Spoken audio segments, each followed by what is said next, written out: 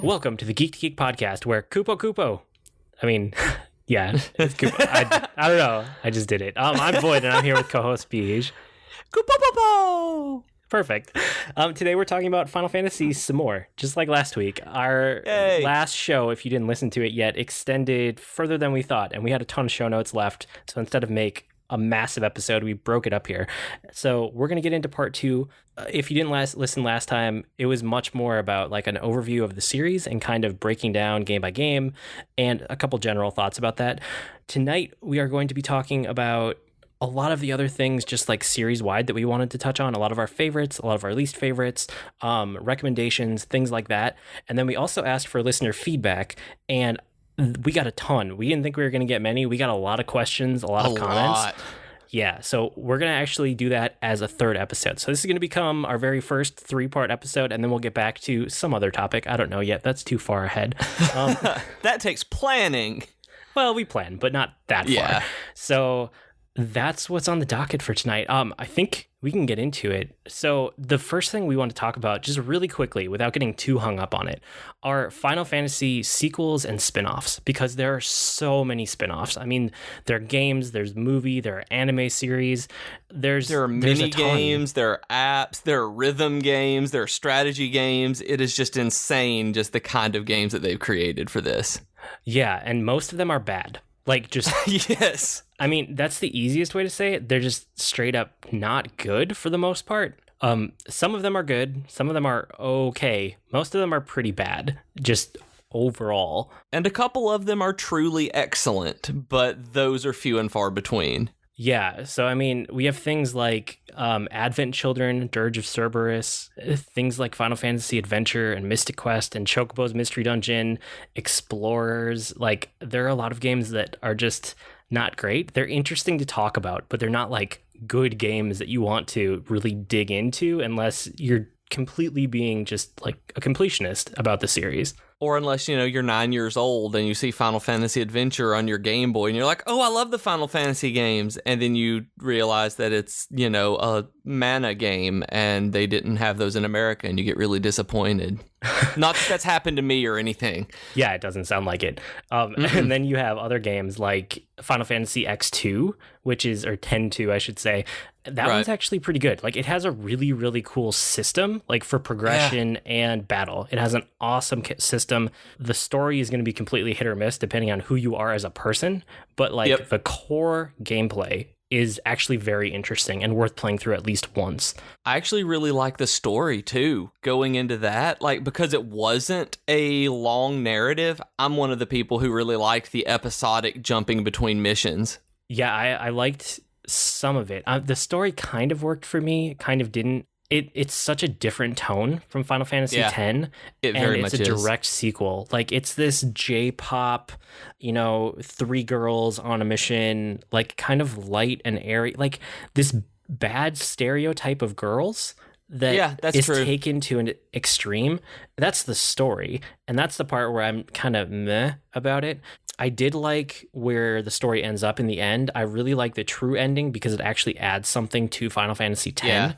And I like the gameplay. I do like the gameplay of Final Fantasy X too. Yeah, I really, really enjoyed the gameplay more than anything. And then, I mean, we have other things like Final Fantasy 13 too. I tried to get into it. I played maybe 6 or 7 hours, and I couldn't do it. It was boring. Lightning Returns, same thing. I didn't even get that far into it. Maybe like 3 hours, 4 hours. I got super fed up with that game very quickly. Did you play either of those? I played 13-2 for a very little bit before I even played 13. I was kind of let down by it because I didn't even know what the battle system was, and so I jump in and they had made some tweaks to it, and I just didn't like recruiting your monsters and fighting with them in your party, and I watched most of it be played. Austin had played through it, and so I went over to his house one summer and watched a bunch of 13-2 being played, and I like the time travel stuff, but a lot of it didn't make sense in context of even the 13 story, the way that they were tying it together.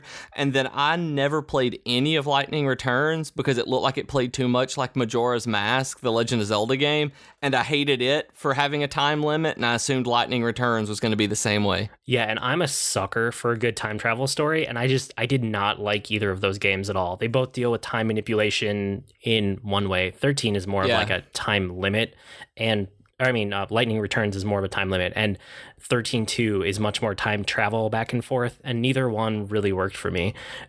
We have spin-offs like Kingdom Hearts. I played Kingdom Hearts and Kingdom Hearts 2, and I love them both, and I'm excited for Kingdom Hearts 3, but I've played some of the spin-offs, and if you go look up the Kingdom Hearts series, like the naming, I know we've talked about this before, but the naming of the spin-off games is ridiculous. Like, I can't believe what seriously, go look it up. Like, just type in Kingdom Hearts series, find a list, and read all the titles of the Kingdom Hearts games. You would be amazed at what some of these are called. And most of them aren't very good. I started with the very first one. They started out very simply named, like with Chains of Memories. Like, okay, that's cool. And I've always liked games that use a title that ties into the system it's on, like Kirby Triple Deluxe. It's like, oh, that's funny because it's on the 3DS and it's 3D. And, Castlevania Dawn of Sorrow is DS because it was on the DS. And Kingdom Hearts Dream Drop Distance doesn't mean anything, but there are 3Ds and it's on the 3DS. Like, that's the only thing that I like about the Kingdom Hearts naming system is they did something really stupid to tie it in with the system naming conventions. Yeah, so I did like Kingdom Hearts, and I did like Kingdom Hearts 2. And because of that, I'm looking forward to Kingdom Hearts 3. I hope I don't have to have played all of the in-between spin-off games to understand where the story is for Kingdom Hearts 3, because that would be a major, that would be a stumbling block. That would make me reconsider whether I pick that game up right away. But that's me reading Wikipedia articles. Yeah, you could do that too. But again, that's Kingdom Hearts. It's another spin-off. The other thing that's kind of interesting to think about right now is Final Fantasy 15, because it has a bunch of tie-in games. They're not really spin-offs so much as they are related to the main media. Game. Yeah, tie-in media, exactly. So there's one tie-in game so far called Justice Monsters 5, and I tried it out. Bees tried it out. We both determined that it is the worst of the worst free-to-play garbage. Like, garbage. Trash. I try basically every game that comes out that has Final Fantasy on the name, and the last 3 or 4 that have come out, they've been for mobile, and they've been free to play, and they've been pretty bad. Of those, Mobius is probably the best, although it's not great. It's the best. Out of all of those, Justice Monsters 5 is the worst. Like, I can't even recommend putting it on your phone to check it out, because it's just not worth your time at all. And especially because you download it and you're like, okay, this could be cool. And then you have to download like a 1.3 gig patch the moment that you download it and open it up. And then you start playing it, and it is legitimately mindless clicking on your screen until you run out of points and you have to start buying things in the microtransactions. There's no skill, there's nothing. You can just mindlessly tap your screen, and it is the worst offender. I would say it's even less interesting than All the Bravest, which is also just tap your screen as fast as possible. Okay. But with that out of the way, we talked about Brotherhood a little bit, which is the anime that's slowly coming out on YouTube. And we talked about that in one of our Weekly Geekeries a few weeks ago. And I really like that. I love what that has done. It's made me actually interested in the characters from Final Fantasy 15. And what's really interesting to me is after watching all 4 of them, I like the main character, Noctis, even less than all the other supporting characters. That I love his friends, but he is the least interesting of them, I think. And part of that is because he's a prince, he's having to deal with all of this, and he's kind of a generic stereotype. So I'm really looking forward to 15 so that we get more of an idea of what's going on with him, that I feel like the backstories in Brotherhood for all of his friends are fleshed out, and they're going to be great. That Noctis is really going to shine in the game. Otherwise, he's going to be very bland. Well, and part of it is he's the protagonist. He's the one that you control. So they kind of want to leave him more of a blank slate so you can project yourself onto him as a character. That's true. They always do that a little bit. Yeah. And then we both have watched Kingsglaive, which, if you don't know, that's the tie-in movie for Final Fantasy 15. It's a full, I think it's more than 2 hours. Yeah, it is. But it's a full-length movie. It's all CG. and it basically overlaps part of the game. It's the beginning part. We're not going to give away any spoilers here. It's, from what I can tell, towards the beginning part of the game, and when like Noctis is sent away from this main city in the game where he's from, that he's prince of, this is kind of what's happening in the main city while he's away. So it's something that you don't need to know all of it to play the game, but it gives you extra context about what's happening in the world at the same time that Final Fantasy 15 is going on. And that's why I really wanted to watch it. And I felt that I got that out of it. Yes. So I liked my time with it. Well, and we'll probably talk about the movies a little bit more later on when we get to our reader responses. But Kingsglaive, to me, is the best of the movies so far. That it took me a little bit to get into it, but now after watching it, I'm all in for 15. That I'm super interested in this world that I didn't know anything about, and that I think now is just fantastic, and I want to see what they're going to show me. Yes, I will second your opinion. I think that it is the best Final Fantasy movie, which, granted, that's not a high bar to clear. That's true. But it is still saying something. So with that kind of spin-off stuff out of the way, we'll gladly talk more about those in other episodes, or if you guys want us to dive deeper, that's great. But we are talking main series still. So back to the main series. I wanted your thoughts on Final Fantasy MMOs. So there's really only two of them. There's Final Fantasy 11 and Final Fantasy 14. And for me, I wish that they had called them Final Fantasy Online. Yes. Or some kind of spin-off name that did not put them in the main series, because they don't feel like the rest of the main series. The main series has always been these single-player games that are epic, sprawling RPGs. And when you mix it in with an MMO, it has such a different feeling. Like, if I feel like they should be classified differently, and it's always bugged me. Yeah, and the only reason I can even think of it, because I'm right with you on it too, by the way, that I am right there. I said from the beginning they should have been Final Fantasy Online when 11 launched. It's almost like they didn't think they were good enough games to make any money or get players on their own. So if they added them in as part of the main series, then they would be more likely to get players, is the only marketing decision. It's a pure marketing decision from what I can tell. Like, I don't see any other reason to have done it like they did, because they don't really advance anything in the series at all. They're just pulling from the rest of it. Yeah, and it actually feels like a step back in some ways. When you look at like 11 and 14 compared to some of the other games around them, like they have to pull back on some of the things that make Final Fantasy this compelling narrative because it's an MMO. And that's always just kind of irked me. The other thing is that I would love to say that I've played through the entire mainline series, which I basically have, but I haven't played through 11. I mean, I know there's no way to beat an MMO. Yeah. So it's not like that's something that I absolutely have to do, but it still bugs me that I have one of the main number titles that I just absolutely hate to the point where I know I can never play it. There's a rumor out there that they might come back around and do Final Fantasy 11 again as some kind of single player game. They might like remaster it. And if they do that, I will try it. I will play it. I would love to have the last one kind of checked off. But yeah, I'm not going to go back and play that one. But Final Fantasy 14 is really good. Yeah, it's probably great. It's one of the best MMOs that I've played, and I've tried a ton of MMOs. I haven't played a lot of them to endgame, but I've tried many, and Final Fantasy 14 is one of the best, and it's actually a really good Final Fantasy game, even though it's hidden underneath all this MMO stuff. And it doesn't even feel like let's say Star Wars The Old Republic, where it feels like an MMO from the moment that you start it, just based on the mechanics and the way things work, that even though Final Fantasy 14 is an MMO, it has enough Final Fantasy just elements and conventions in there that it never really truly feels, it just feels different. It doesn't feel so hardcore MMO, even though you're doing the same kinds of things. I loved being able to go around as a white mage throwing stone at things. I felt like I was playing a Final Fantasy. It is super polished. And the story isn't, like you said, the best in the series. And I don't particularly care for it because I believe I said it last time that I feel like the writers were trying too hard. It's that same kind of George R.R. Martin. They wanted it to be high fantasy, so they wrote it where a lot of it was using words that we don't use anymore. And I prefer conversational stuff. Some people like it, and I just don't care for that part of 14. Yeah, and I don't think you've actually played all the way through the end game of the original content, have you? Yes, for the most part. The only part of of 14 in the original end game that I didn't get to, where I want to say the last 3 coils of Bahamut.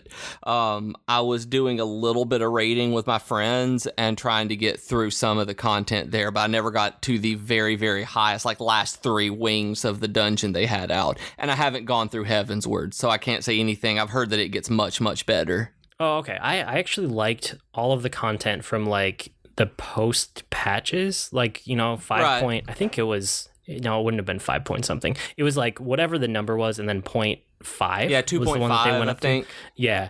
I liked all the content from like 0.1, 0.2, 0.3, 0.4, and 0.5. I thought they were all really good, and I enjoyed that part. It's interesting that you just didn't like the language and it threw you off that much, because It did. by that point, I felt invested in the story, and I felt like I was part of this giant political nation on nation thing going on, and I really liked it. I liked the end game of that better than I liked the start of Heavensward.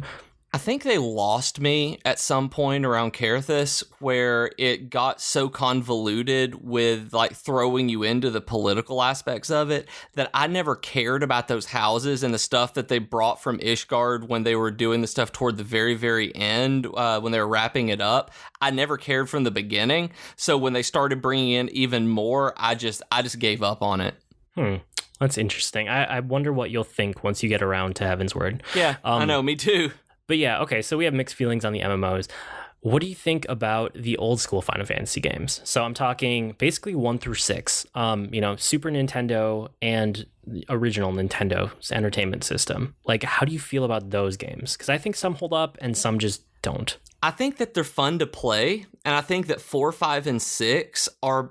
You can go back and play 4, 5, and 6 right now, and it's going to be a wonderful experience the entire way through. But I think 1, 2, and 3 are, to me, I'm going to play them for a little while, and I'm going to experience them, and I'm not going to play them anymore because they seem like artifacts that got us to the point where we are now, rather than a game I want to invest this many hours in now. Yes, I agree with you. I would say 1, 2, and 3 are only for completionists of the series. People like me who basically played everything else and wanted to go back and get context for where the series started.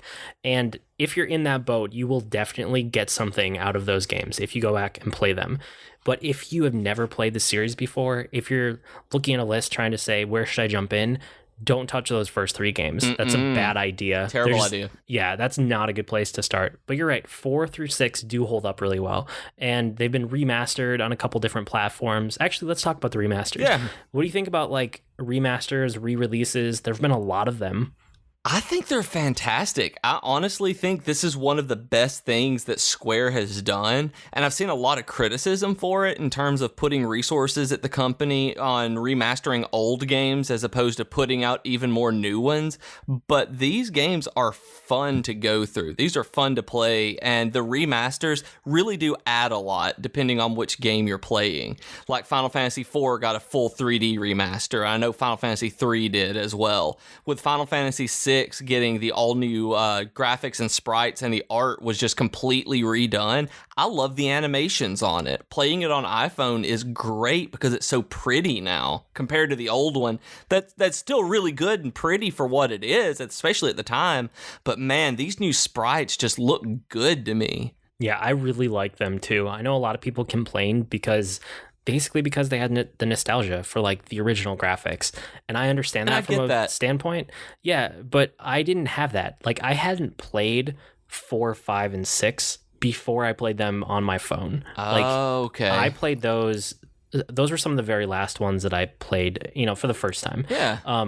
And so I had no attachment to like what they used to look like or sound like or play like. I've looked it up, and basically everything they did for the iOS versions and Android version, right. And I think it's the same thing they used for the Steam versions.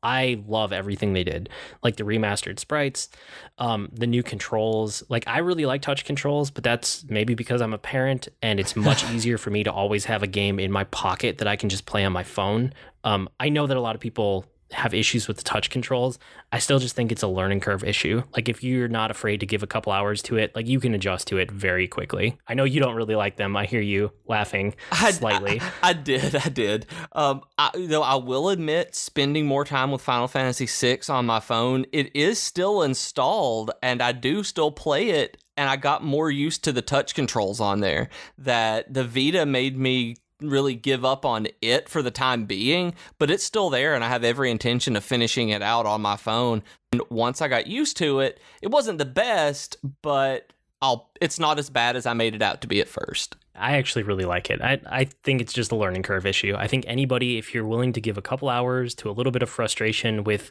controlling on a touchscreen, you will adjust to it, and then you won't think about it for the rest of the game, and you can just enjoy a Final Fantasy game on your phone or on your tablet or whatever. So I will stand my ground for those. I really like playing 1 through 6 on my phone because I have little kids, and it was amazing to be able to just like get out my phone whenever and make some progress. So I love that about like the remasters, and I just like that they keep getting them on modern systems. I know a lot of people are like, why are they doing that with their resources? But I love that more people can play these games that we love, you know? Exactly. It's getting it out there for more people, basically. And that's the thing. That's what really does it for me, because I've had so many people on Twitter since we've done this episode and even before talking about these games and where can I get it? You know, what do I need to play this on? And it's very easy just to say, oh, go download it on your phone.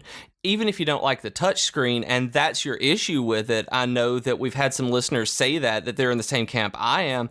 It's still there and available, that you can choose between whether you want the original one or if you want a handheld like the Vita with a remaster on there, or on Steam on PC or mobile, that these games that are 20, 25 years old, you can just go out and get anywhere that you want legally for very, very small amounts of money. Yeah, it's fantastic. And then another thing I wanted to throw in here, and this is actually a listener question, but it tied in more to this discussion, so I kind of pulled it up into this episode. Chocoba Chica, who is an avid listener, and we appreciate it, and you rock, she asked us console versus mobile versus PC. And this kind of directly ties in. So for me, I played 1 through 6 on mobile, and I have an intention of going back and eventually playing 7 and 9 on maybe on mobile, but more likely on my iPad, so on a tablet. And then when I was playing through my whole series playthrough, I did 7 through 10 on my Vita, and that was fantastic. Oh, the Final Fantasy X remaster, by the way, guys, the HD remaster, it looks beautiful. It's really, so really pretty. Good. Oh, guys, y'all go buy Vitas just to play 10. Like, it's so pretty. I saw it in GameStop when it was brand new, and that's what made me realize that the Vita was a halfway worthwhile system, because it was so pretty. And now that I have one, I realize it's a wonderfully worthwhile system, but it is so unbelievably pretty, y'all. It is. And then I played 12, 13, and 14 all on my PC. So 12, when I went to play it, there was no good way to play it without getting out a PS2, which my PS2 kind of worked, was kind of busted, and mostly I didn't want to get it out of the closet and hook it up. So what I ended up doing was I got a PS2 emulator, but I used my actual disc that I own. So I wasn't, pirating media, but I just had an emulator. And then I used the disc. I actually think I ripped a ROM from the disc, but it was whatever. It was a disc that I owned. And I played it on my PC. And it was amazing. Like, if you don't know, Final Fantasy XII actually has a bunch of HD textures that you don't ever see because of the PlayStation 2. Like, the way that it processes them and displays them, once you run it through a PC emulator, it looks so much better that it's unbelievable. So, I'm going to stop you right here, and I'm going to be all like, hey, buddy, why don't you send me some links? Because I have my Final Fantasy XII PS2 disc, and for the exact same reason, I never played 12. I mean, we've talked about it last time about not liking the combat system, but the last time I tried was because I had hooked it up on my main TV on my PS2, and I couldn't see what was going on in some areas because the graphics on an HD TV were just too grainy. And I know that a lot of the remasters on Vita and the PS3 and PS4 have a bilinear filtering option that really runs it through and renders it better. So having that on a PS2 emulator, I didn't know that was a thing. Like, I didn't know you could upgrade the graphics like that, because the textures would actually be the textures that they intended. That makes me really excited. Like, that's awesome. It's really good. So not only are the textures better and the gameplay smoother, but you actually have, if I remember right, it's been a little while, I think you actually see more things than are displayed on an old CRT screen, which is what the PS2 is for. Like, you see more around the edges. So you actually have a bigger, like, playing window to look through. Does that make sense? Yeah, it does. Yeah. So, I mean, at this point, I would actually maybe just wait, because the remaster is coming. That's true. The remaster is coming. Very soon. Yeah, I looked into it, and I was kind of hoping the remaster would be out by the time I got there in my playthrough, and it wasn't even close. It wasn't officially announced yet. So I did the emulator, and it worked. And then for Final Fantasy 13, I have it on Xbox 360 because that's what I originally played it on. But when I was doing my replay through, I didn't want to get that out and hook that up again. It's in the back of my closet again. So I just grabbed that on Steam because it was out on Steam. And I played the whole thing there with a 360 controller that I have linked to my Windows PC. And that was fantastic. I would do that again. And the thing is, at least all three of those are on Steam. I know that the 13, 13.2, and Lightning Returns, and they go on Steam sale a lot. And the same thing for any of the other remasters. If you watch Steam sales and you watch the weekend sales and midweek madness and all of this, if you're a PC gamer and you want these and you want them cheap, then you can get all of these these HD remasters for a couple of bucks that when Steam does it. And I know I got a lot of the PS1 remasters on Vita for around $2.50 each, because actually I think it was $2.34 each when they did a Vita sale for most of the PS1 games. So just, they're everywhere for whichever system you want to play them on, they are there. Yeah, and I would keep an eye on those PSN sales, because that's how I got all of those PS1 classics on Vita also for super, super cheap. Like, they go on sale all the time. The only other thing, like, along these lines with her original question, console versus mobile versus PC, for me, console is the hardest thing to actually find time to play on, because of my life, right? I have 2 little kids. I work from home. Like, I have a job. I'm constantly kind of doing work because I can never really get away from it. And then at night, if the kids are down, like, a lot of time, my wife is using the TV or we're doing something downstairs together. Like, it's harder and harder to justify, like, taking the TV and booting up my console and just doing that for the night. Whereas if I have a game on mobile, or if I have a game on a handheld system or on my PC, it's something that I can, like, hang out downstairs near my wife and we'll be talking while we're doing other things and I can be playing. But, if I'm on the console using our main TV in the living room, I'm kind of zoned in on that, and I am not paying as much attention to her, and I don't really like that. Like, I know she doesn't care. Like, she's like, yeah, do what you want at night, like, do your own activities, be happy. But I really like that even if I'm doing my own thing, we're usually like one headphone off or one headphone out, depending on earbuds, and we're like talking to each other throughout the night. That's really the way that we do it too. That I know we've talked in the past about how our watching habits with Jennifer and me are pretty much the same. Like, we watch the same TV shows, we watch the same movies, that we line up almost exactly, except for Daredevil. She wants me to watch Daredevil alone because she just can't get into it. But that's another podcast. But everything we do like that is together, and we only have one TV. So any console is going to be hooked up to it. So it's really hard for me to take the TV and she would be fine with it. She would mess around on her phone, read a book, do whatever, and we would be doing the same thing that y'all do. But for me, it's when I play video games, I'm making a decision to do that as opposed to another one of my hobbies. So and not having kids or anything like that, I make a decision to do that, like I said. So I don't like it on mobile necessarily. Yeah, there's the touch controls, but it's also, I like that comfort of being able to settle in with something. And while the console does it, I still feel guilty about hogging the TV whenever we could be spending time together or watching something that we both enjoy, as opposed to something that I like to do. So I really like handheld consoles. The Vita was great, is great. The 2DS, 3DS for gaming on there, or I do a lot of PC gaming because while I'm working or doing something, there's a lot of times I'll have something that I'm tabbing between. Probably much to my counselor's chagrin. On this one, I have a one monitor with an RPG or a video game in Overwatch, whatever, and then on the other monitor I have 15 tabs open that I'm doing research and writing and doing some kind of development or something on. So I mean, I like PC for that kind of multitasking, but I like consoles, handheld consoles specifically, for the exact same reason that you like mobile, except I just like being comfortable hanging out with my wife and settling in as opposed to having to do it because of my kids. Yeah, and I like handheld consoles a lot. I'm really hoping that this is a tangent that I'm not going to go too far down, but I'm really hoping that the NX is what it's been rumored to be, which is a handheld gaming system that will also dock, and you can, hook it up to your TV if you want to, because I see myself using that. That would be perfect for me.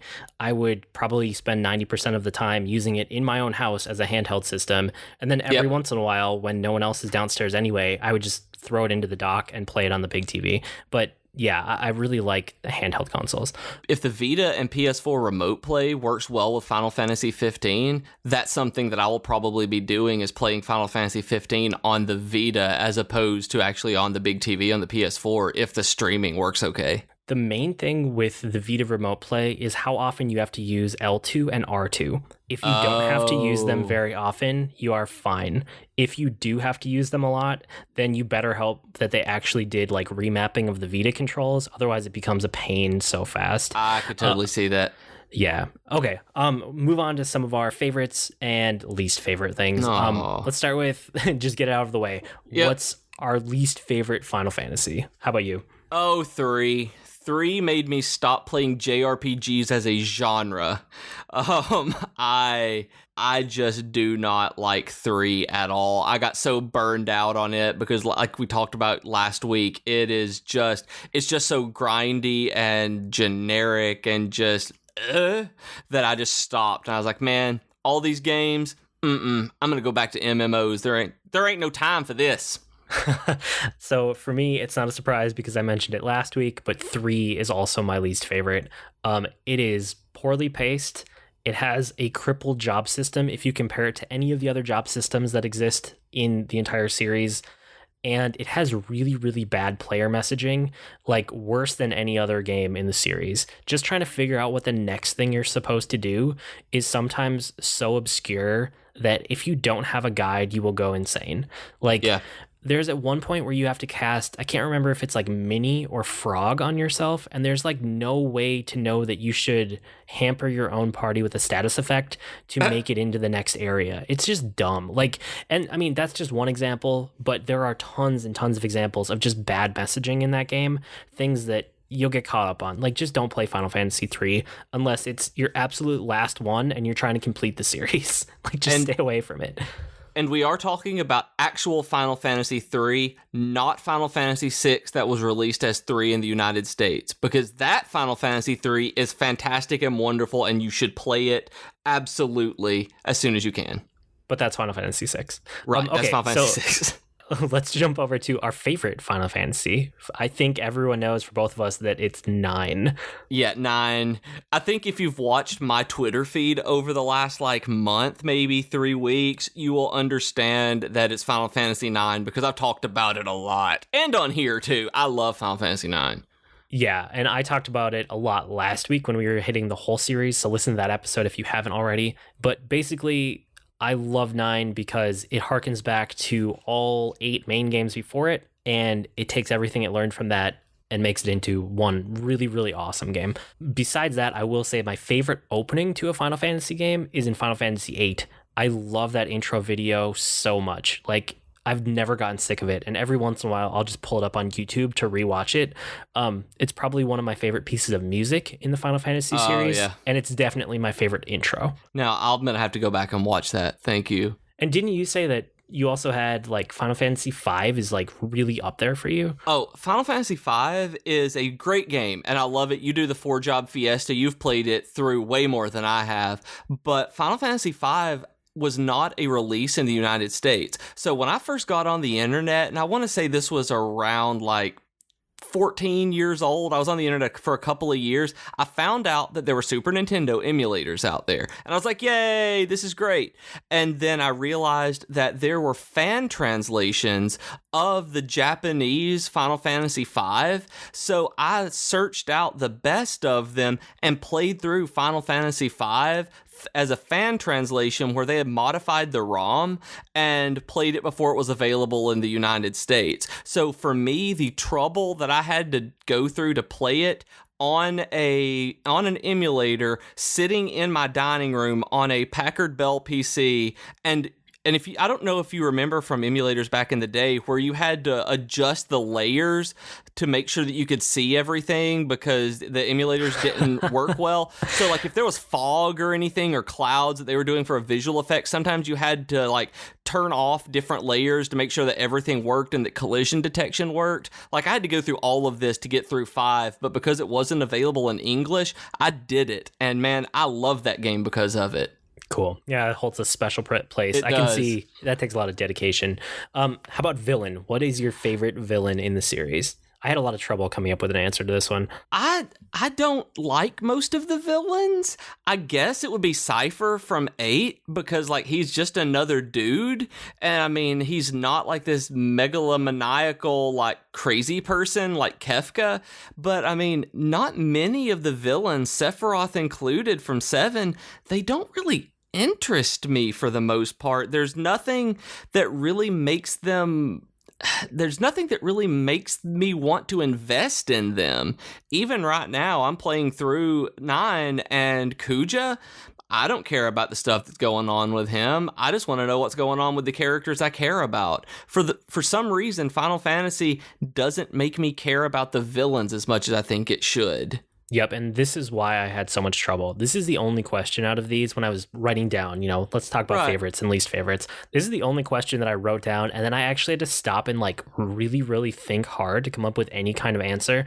So here's kind of my thought process I went through. X-Death is a tree. So like it gets me every time. If you guys don't know, X-Death is the main villain in Final Fantasy V, and he's a tree in the end. He's just a tree. Like, I mean, I know, I've played it. I understand the story, but still, you have a tree for a villain. It's like M. Night Shyamalan wrote it or something. So Kefka, I was thinking maybe, but I don't have that nostalgic like attachment to Final Fantasy VI. Yeah. I like him as a villain compared to the rest of the series, but I don't like him as much as other people do. I could make an argument for Seifer, like you were talking about. Yeah. He's a consistent rival for Squall, and he has interesting motivations beyond I'm evil, which a lot of the villains are just straight up I'm evil. You know, because he's a reflection of Squall in a way, and he's kind of a mirror of Squall, and he has his own interests. He has his own motivations a lot more than just, see the world burn, which is what a lot of these villains end up doing. But still, it's kind of, he's still an okay villain. He's not fantastic. Yeah. I finally landed on, I think I have to pick Beatrix. She's an adult, and she's just doing her job the best she can with the information she has. And because of that, I can relate to her, even though she's like a minor villain, right? She's not the be-all, end-all. She's just like a Queen's Guard, basically. Yeah. I think I can identify with her better than basically any of the main villains in the entire series, which is kind of sad. But yeah, if I have to pick one, I'm going to say Beatrix is actually my favorite villain in the series, as much as she is a villain. And I totally understand that, because playing through the first couple of discs of Final Fantasy IX, she's there and you're seeing her as a human being. That you see her questioning what she's doing, but still following what she has signed up for and the things that, that she believes in.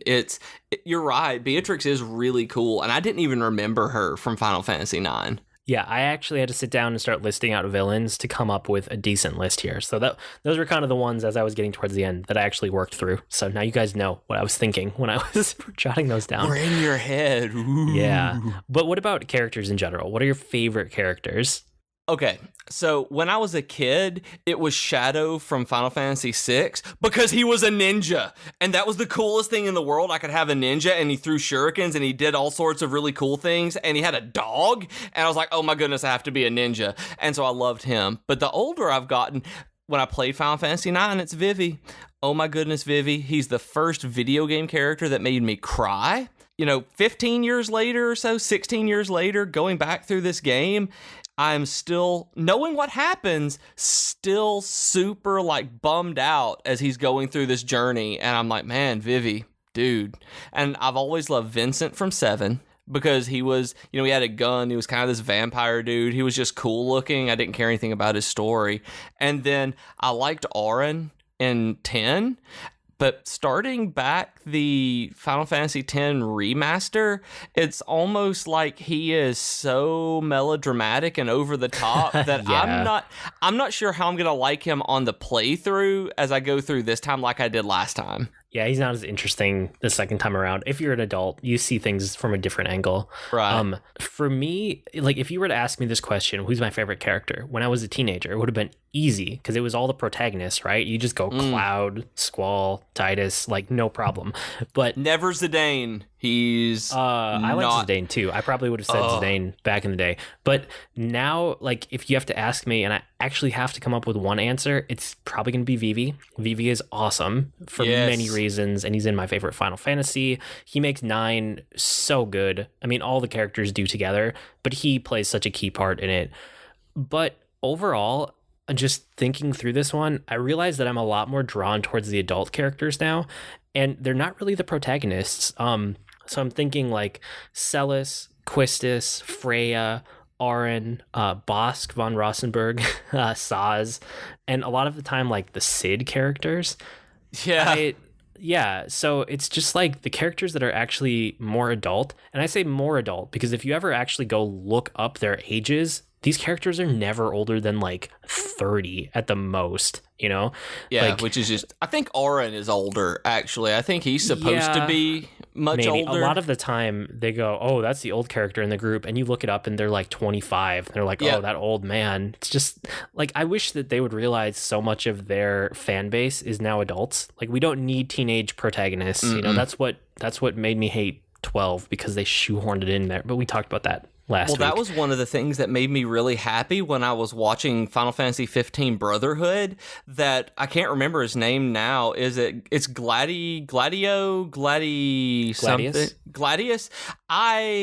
He's older. He is a good 15 to 20 years older than Noct is. And because he was his trainer, he was one of his teachers and a guard. He was a full adult when Noct was a kid. So I like that he is older and still involved. And Ignis is as well, that a couple of these characters are older than the early 20-somethings that Prompto and Noctis are. Yeah, I like that a lot too. And it seems like all of the characters for 15 are in their 20s. It doesn't seem like any of them are oh, here we have a 17-year-old again. We can move beyond that now. What Luna about Freya? Yeah, maybe. She seems younger. Maybe. I don't know. We'll see when we actually play the game. How about your least favorite character? Oh my God, Hope. Hope from 13. Hope. I want to punch that kid in the forehead over and over. Hope. Okay, well said. I didn't actually have a least favorite character. I just know that you needed to vent a little bit about Hope. So now that that's out of the way, what are your favorite scenes from Final Fantasy? Just overall scenes from any of them. Okay, so in Final Fantasy IX, Vivi gets to the Black Mage village for the very first time when he finds, spoiler alert, that there is a Black Mage village, like I said, of sentient, basically automatons. And there's a scene where a couple of them have died and they're just talking about death. and it is emotional and well written, and all of a sudden, as a player, you feel way more than you thought you would for these, what up to this point had been portrayed as mindless villains. And I love that. That all of a sudden you have someone who has become aware of death. And I just thought it was so well done. That is probably my favorite scene of any Final Fantasy. And going back through, it still held up. I know I actually think I tweeted a picture of it when I got there. I stopped my Vita and took a photo of it. Yeah, I saw that. I also love Final Fantasy IX when Alexander comes and protects Alexandria from Bahamut. That it is just awesome. It is beautiful. It was a beautiful cutscene when I was a teenager, and it's a beautiful cutscene when I'm an adult teenager, and I just love it. And then, I really like it when Sephiroth kills Aeris in Final Fantasy VII. Like, I really like it. I don't know why, but I didn't care that much about her when I played through it. So when he killed her, I was like, all right, cool. That was a good scene. Like, they did a good job with that. I think like that one's not even in my list, but I think that was one of the first times I realized that video games could be emotional. Like they could actually trigger your emotions. I remember thinking that was very poignant as a teenager. And then when I went back and played through it as an adult, it's laughable in a few different ways, but it's classic nonetheless.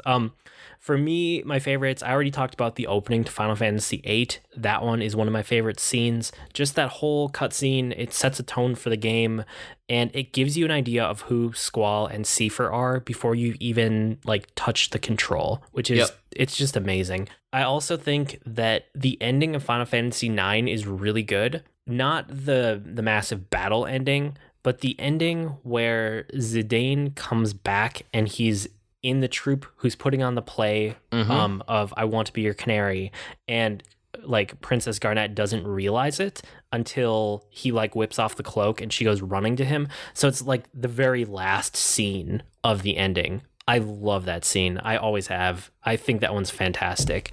And then the other one, and it surprised me that this is so up there for me, but thinking it through, I really like the opera scene from Final Fantasy VI, the Maria and Draco opera.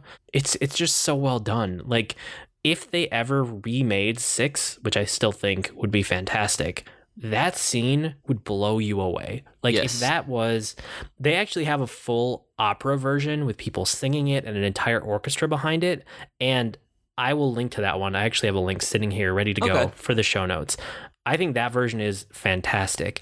And I would love to see this just remastered because it could have so much dramatic impact. Even with the pixels and the sprites, I still think it has dramatic impact. But that's something that eventually I want that 6 remake. I just think it would be fantastic. And that's one of those scenes that I remember as a kid reading about in magazines and my friends talking about. That was the first scene that I remember. Like you had mentioned that Sephiroth killing Aeris was one of the ones where you noticed that video games could, elicit emotions from people. That's the way that the opera was, that it was just this kind of just impactful, just wonderful scene for, especially at that point in the game.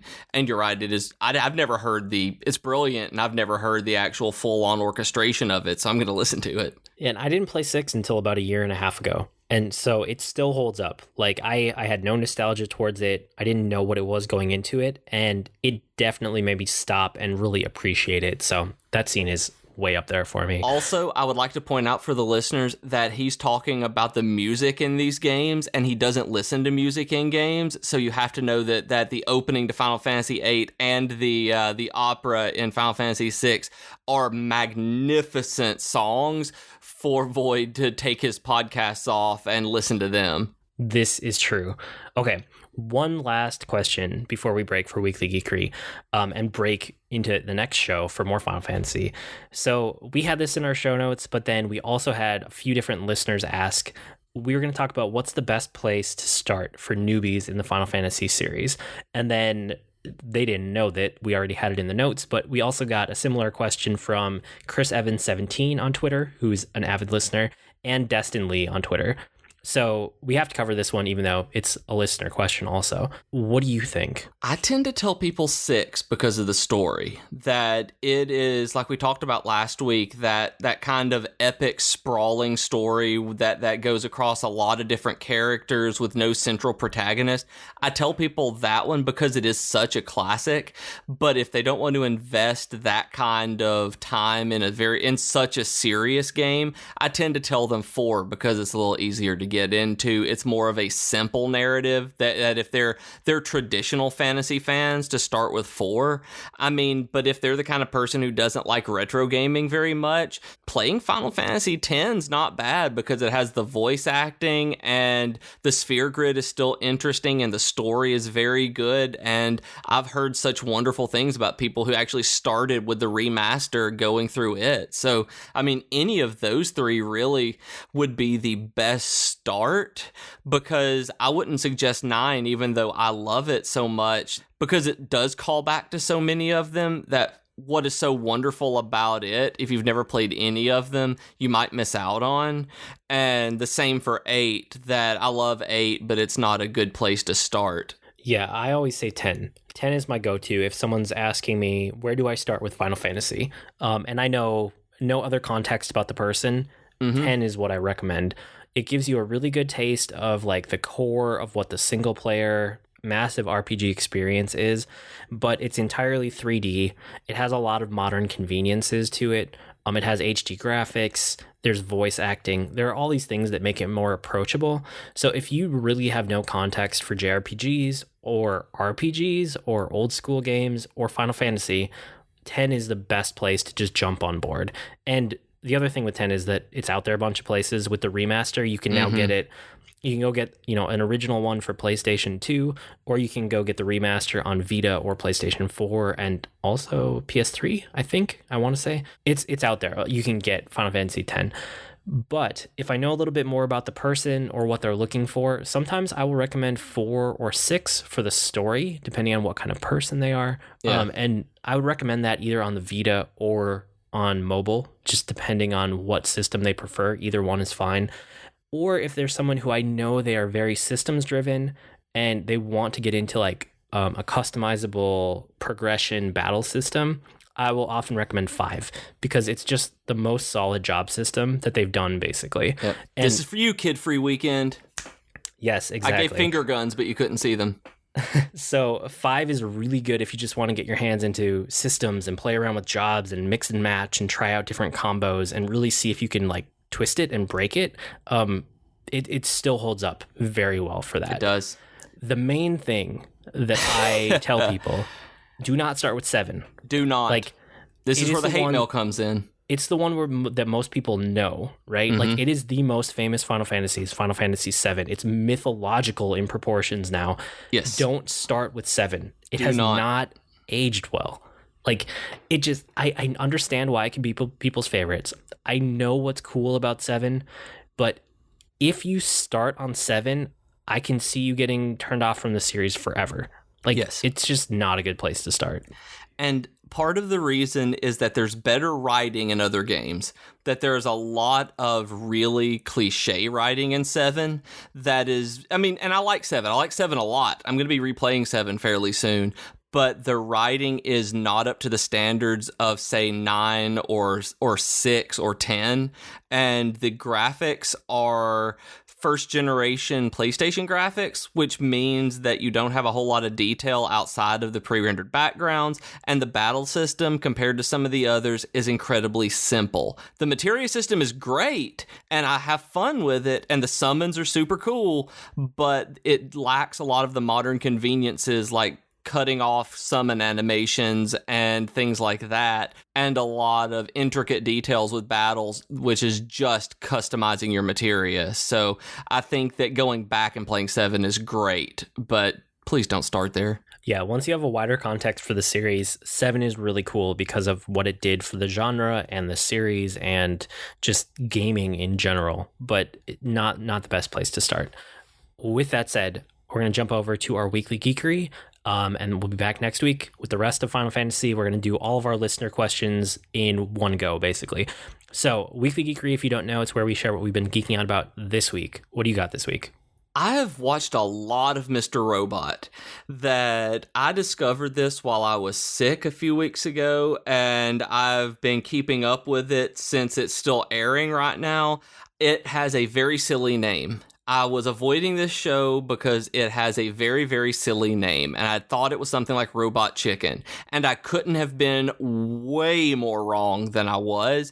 It's basically Fight Club with hackers, and I absolutely adore it. I really need to watch that show. I've heard so many good things, and everything I've heard about it makes me think it's a show that I would like. It is the tech in it is very, very realistic, that you'd see them using Linux. You see them talking about different kinds of commands that they're using.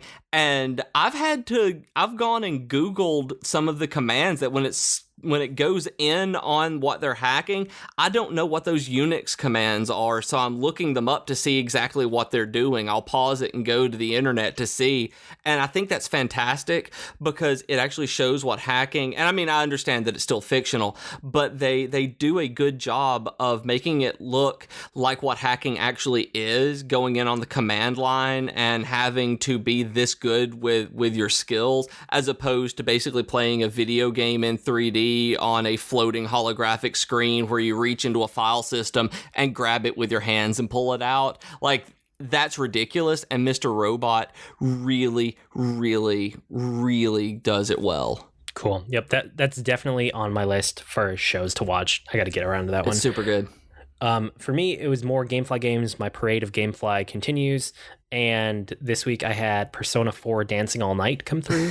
It's actually a pretty solid rhythm game if you're into rhythm games, which I am. But the setting of it just threw me off. Like, the actual story and the setting is in, like, what's it called? The idol culture in Japan, okay.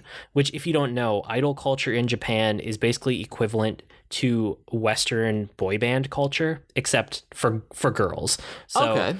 It's like the pop star girls in Tokyo and in Japan are idols, is what they call them.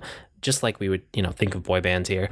And the whole thing is based around that, and it's just not a setting that I'm interested in at all. Like, I gave it a shot. I tried to buy into it because I love Persona 4 Golden so much. I couldn't. So I sent that one back. But if you're into that and you like Persona 4 and you like rhythm games, if all of those things merge within you, go grab it, because it's like a perfect balance of all of those things. It's just not for me. And then I also grabbed the Uncharted collection, and I really have always wanted to like Uncharted. I've watched other people play. I've played plenty of demos. I thought maybe finally, if I get my hands on it, I will like it if I can just sit down and like get into one of the games. I couldn't do it. Like, the big set piece action sequences are really cool, but so much of the game is just generic. Like, the shooting doesn't feel good, the climbing and the jumping doesn't feel good, like the platforming doesn't feel good, the core gameplay doesn't feel good, but it has these really cool giant set pieces, and when you're in the middle of one of those, it's fun for a while. Yes. So I think if I ever want to understand the Uncharted series, I'm better off just going and watching a Let's Play of it, because I got so bored with everyone. I tried everyone, guys. I got at least 15% into each of the 3 games just to really give it a shot. And there were parts that I really liked, and those were the big set pieces. And after that, I was just so frustrated with how generic it felt. I can't believe those are held up like the way they are. But that's the same way that I played them too. I did the exact same things, where they start out so wonderfully with these big epic action sequences, and then I start playing and it's like, oh, I'm bored. And then I go back and I play the next, like, this one has to get better in Uncharted 2. And it's the exact same thing. And the same thing in 3, and I haven't played 4, but I'm going to assume it's the same way. And I'm assuming it's the same way on the Vita. Yeah, so those weren't for me. And then I also gave the Battlefield 1 beta a shot, because that's been going on. And it's another Battlefield game. Like, if you like Battlefield games, you will like this one. It really doesn't feel like a World War I game at all, which I was hoping it would slant more towards that way, because World War I is fascinating, yet horrible. Yes. But still fascinating. Speaking of which, if you've never listened to Blueprint for Armageddon, or Blueprint of Armageddon. It's Dan Carlin's Hardcore History, which is one of the best podcasts out there. Blueprint for Armageddon is a series. It's like 5 or 6 episodes. Each one is 4 or 5 hours. So they're massive. And it's all about all of World War I. And it is unbelievable. Like, I've heard so many good things about that podcast. So that's awesome. I never understood World War I as much as I do now until I listened to Blueprint for Armageddon, because it's just so amazingly well done. But Battlefield 1 feels like Battlefield. Like, it's another Battlefield game. If you like Battlefield, you will like it. You will have fun. That's awesome. If you don't, then you're probably not going to get it. I'm glad I played the beta, because now I know I'm not going to pick it up. It's just, I'm not that into Battlefield, but now I know. And then the other thing that I did this week is Captain America Civil War came out, and I watched it for the second time now that I have it at home and I can watch it whenever I want. And it's really good. Like, it's even better the second time. I think it might be my favorite Marvel movie. Like, wow, that is saying something. Yeah, I really think that it might be. I need to watch it a few more times and give it some more space. I wanted to say that after I walked out of the theater when I watched it initially, but I always have that rush of the last thing I watched in a series. Mm-hmm. Of course, that was the best thing. Yeah. So I have to be more careful with that from now on. Like, you know, it can't always be the latest thing is the best thing, because that's not the case long term when you look back at it. And I'm starting to feel that way about The Force Awakens. I really liked that, but I have a feeling that episode 8 and 9 are going to be more interesting as they get more away from like the old format. But in terms of Marvel, I think Civil War is such a huge payoff for so much that came before it, and it feels so earned that yes, it does. It's just amazing. It's amazing. And it introduces 2 new characters, and it has an interesting plot throughout it. Like, I think it's my favorite. Give me a little more time and I'll let you know. And for those of you who are new listeners or want to go back, we did an entire podcast on Civil War that you can find in our archives that I will link to in the show notes. Yes, indeed. As always, you can write to us with comments, suggestions, or feedback. Our email address is geek2geekcast@gmail.com, or reach us on Twitter @geek2geekcast. And if you want to get email updates about any of our network's podcasts, you can sign up at geek2geekcast.net and tell us which shows you want updates about. I blog almost daily at agreenmushroom.com, and you can find me at grnmushroom, that's green mushroom without the E's, on Twitter. I also run the Video Game News Now podcast. If you're interested in gaming headline news done quickly, you can check us out in all the podcast places. And I'm on Twitter as @ProfessorBeej, and I host the Geek Fitness Health Hacks podcast and blog at geekfitness.net, and I have some sci-fi and steampunk novels at bjkeaton.com. We've been Void and Beej with your Geek to Geek podcast. That'll do it for this week. See you next week, geeks. Bye, geekies.